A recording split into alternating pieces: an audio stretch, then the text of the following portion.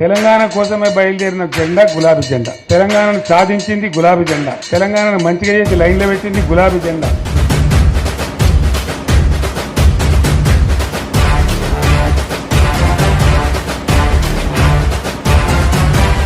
భారతదేశంలో నంబర్ 1 అనేక విషయాల్లో చేసి సాధించి చూపెట్టింది గులాబీ జెండా.